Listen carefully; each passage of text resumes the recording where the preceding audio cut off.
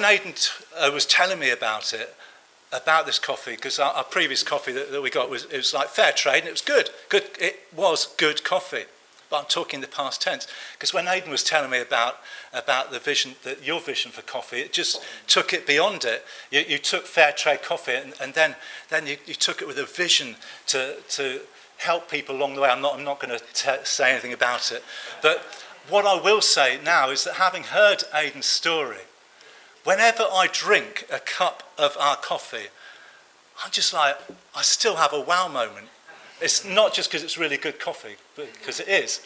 And they kept regrinding it until it was just right for us, so thank you. But it's lovely coffee, but I have a wow moment because I'm thinking of the amount of vision behind each cup of this coffee that we drink is huge. And my prayer is that by the time we've heard this, no pressure, but by the time we've heard this, we'll all be having this wow moment as we drink the church coffee here, because there's a real story and a testimony behind it. And just going back to this verse that we read, the chapter that we read at the start from Luke 24, Jesus comes, the risen Lord Jesus comes, and he walks with us on our walk, and he leads us into stuff, doesn't he? And he's led you into stuff, and he'll lead us into stuff. And today we're going to hear about how he's led Aiden into stuff. So enough from me, over to you. Big hand. Well, thank you, Tony, for inviting us and to come and talk about Inside Ground. It's really good to be here, and it's so nice to get such a lovely, warm welcome here. And this church has always got a special place in our hearts. So, for those who don't know me, I'm Aiden. I think we've got a picture. Oh, is it very... Can we see that? Yeah. Can you see that? Okay, so this is my family. This is Louise down here, and these are our boys. George is the one in the orange, and then Max next to him, and Hallam, and of course Rafi, who's just gone out to group.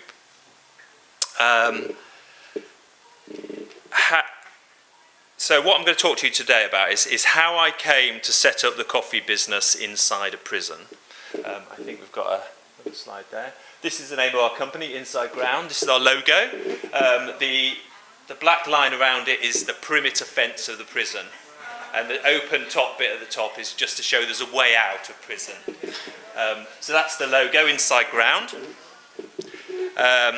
you get the inside bit? Yeah. So, thanks. And so I'm going to talk to you a little bit about how I came to set up the coffee business inside a prison, and also a little bit about coffee. So next slide, yeah, there we go. There's a cup of coffee. Everyone deserves a second chance. So 17 years ago, before Louise and I had any children, we lived in Feltham near Heathrow Airport. Does anyone know Feltham? A few people. Oh, do you? Fantastic. Sorry? Oh, did you? Fantastic. Feltham. We used to live in Feltham, and it's not the most salubrious place, but it is well known for its Young Offenders Institute. I think we've got a little picture of the Young Offenders Institute. That's the outside of the prison there. So Feltham Young Offenders Institute holds about 550 young prisoners. 340 of them are young adults aged 18 to 21, and there's 200 or so younger people, 15 to 18-year-olds, which to me are just children. When we lived there, Louise used to work next door at Bedfont Lakes for IBM, so we used to pass over the railway bridge outside Feltham Young Offenders Institute sort of quite often. We used to look in and think, my goodness, what goes on inside there? We'd heard all sorts of stories as well.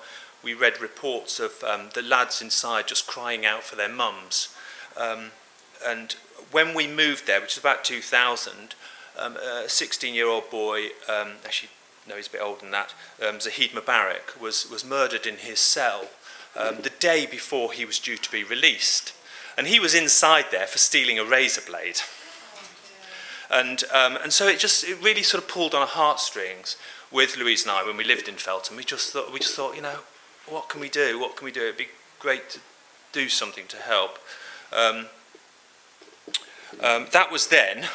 Fast forward to today, and of course, we've been living on the Isle of Wight for about 16 years now. For those who don't know, we ran Chessel Pottery. I think there's a picture. There we go, that's the garden at Chessel Pottery. We ran Chessel Pottery up until last year, a big cafe, cream tea destination, pottery painting. We've also got another slide there, PO41 Coffee House in Yarmouth. That's our coffee house we opened about 5 years ago. What struck me was this massive difference between the life that our boys have been brought up into and the life that these boys had or having inside the Young Offenders Institute. And so I just started thinking about 3 years ago, what can we do? We always felt when we lived there that, wouldn't it be great to help in some way? And so we started thinking. About 3 years ago, I attended a conference at the Royal Albert Hall, organised by Holy Trinity Brompton, which was a leadership conference. And within that was a seminar from CFEO, which is Caring for Ex-Offenders. And I started to wonder whether I could do some mentoring or something with the boys, whether I can help them in some way.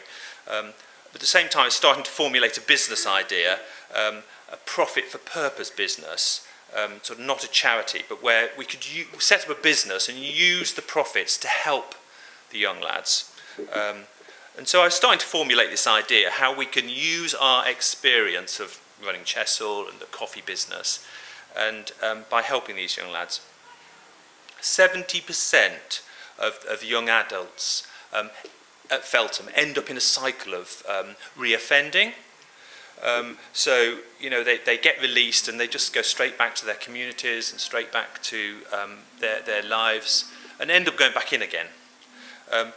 But statistics show that actually you can break that by offering them work.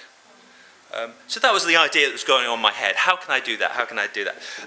And I was so inspired by this conference I went to that a few days later they were having, Caring for Ex-Offenders were having another conference. So I zoomed back up to London and met the chaplain for Feltham there, a chap called Andrew Cooper, and he said, "Why don't you come inside?" And after all those years of going over that railway bridge outside, wondering what went on inside, he'd given me an opportunity to go inside. And I went in, and I was shown around, and they showed me this 3,000 square foot storeroom.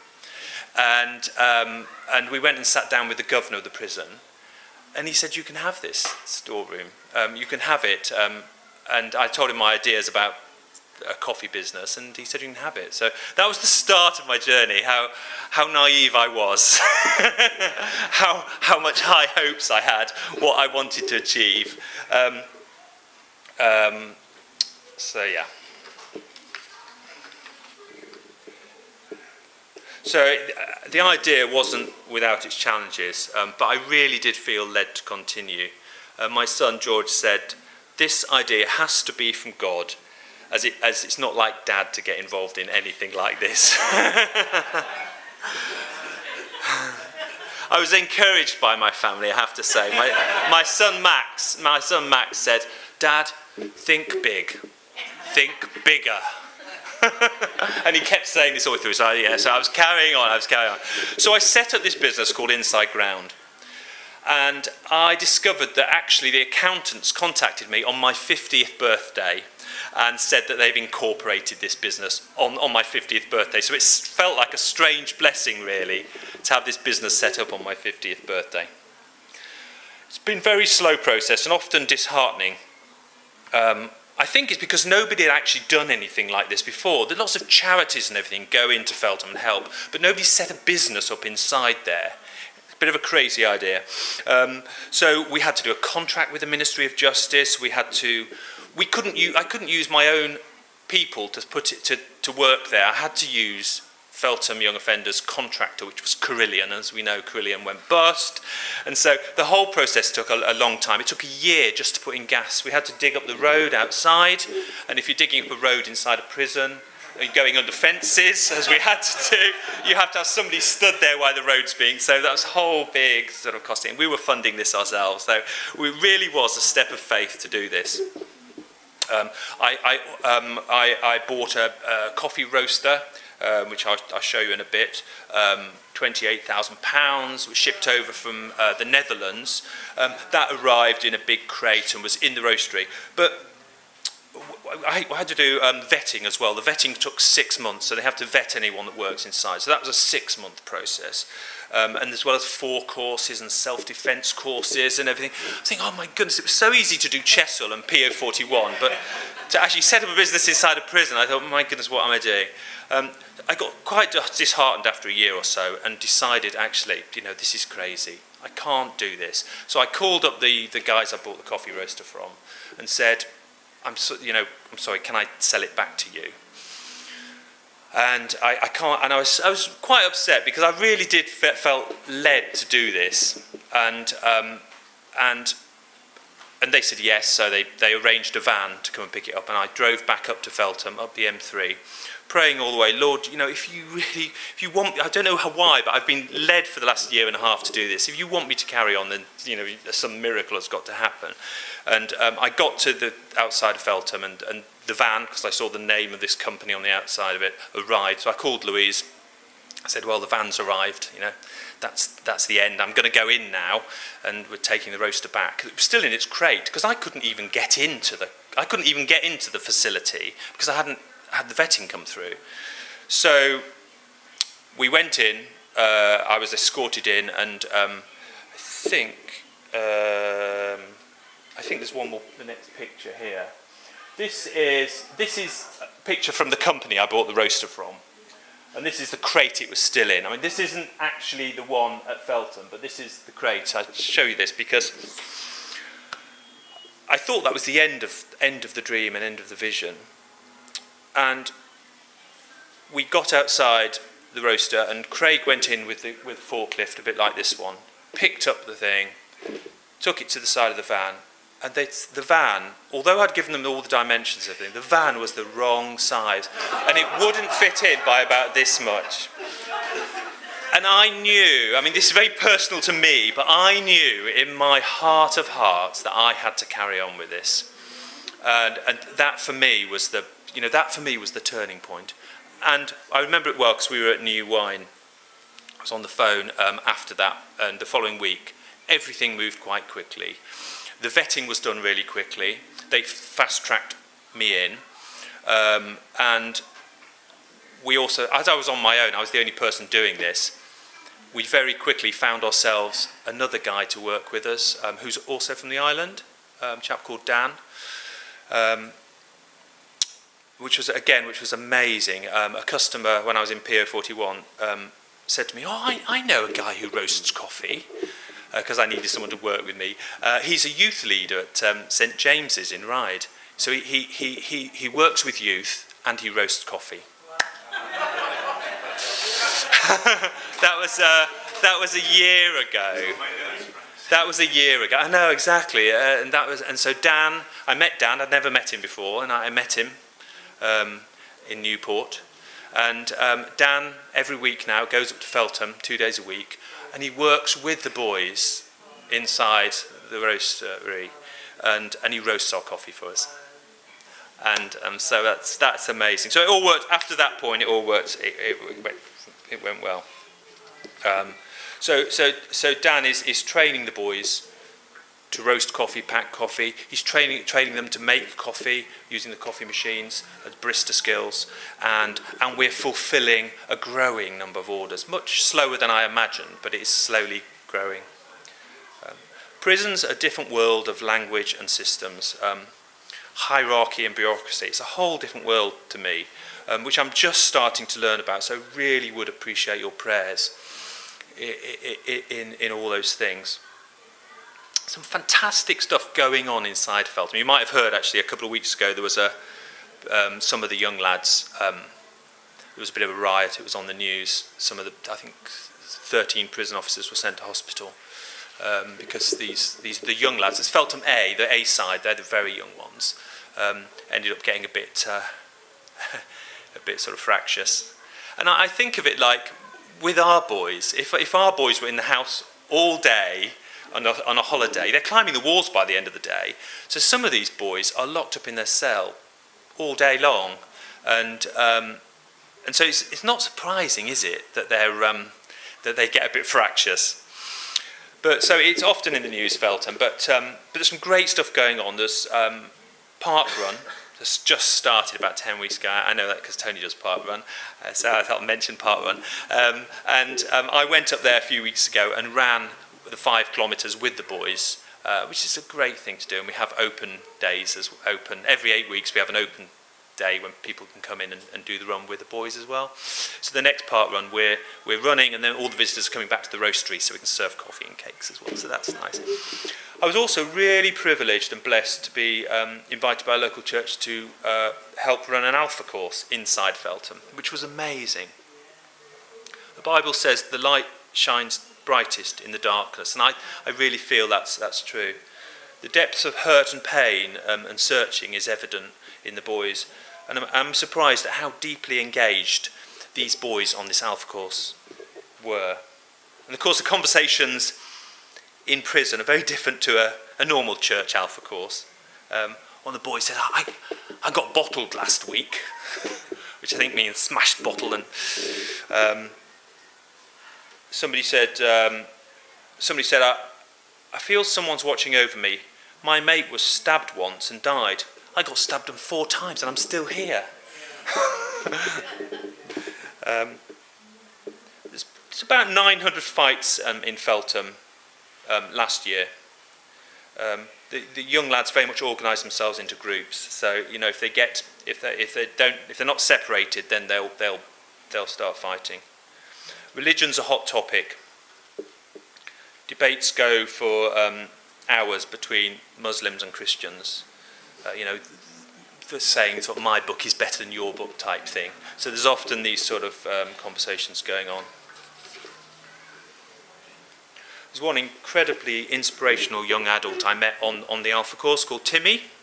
And he helped to lead the course. He gave his life to Jesus on a course last year, and he described how he found a Bible in his cell and was going to use the pages to make a spliff.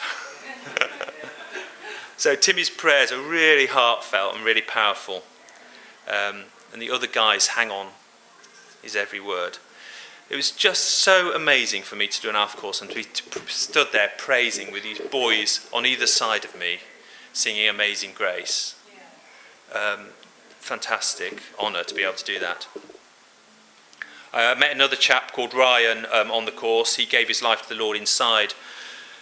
And since he's was released 3 years ago and started his own business, became a member of church, and he now works for the Gideon Society. He's an incredibly humble chap. He said to me, people might not trust me, but that's okay. If I were them, I wouldn't trust me either. So everyone deserves a second chance, and that's what our coffee business is about. It's about training them, giving them a second chance, and just being there and running our business with them. So that's what we do at Inside Ground. We had the BBC Radio 4 in about 2 months ago, and there's a little podcast. It's called IPM. If you want to listen to it, you can get it online. If you type in IPM. It's on our website. Oh, you've got it on the website? Yeah. Oh, fantastic. Oh, thank you. Fantastic. So that was nice. And actually what touched me most about that podcast was when they interviewed the 2 boys that were working with us. Kobe said, they didn't put it on the podcast actually, they didn't put it on there, but I was stood there and I was just so touched by what he said.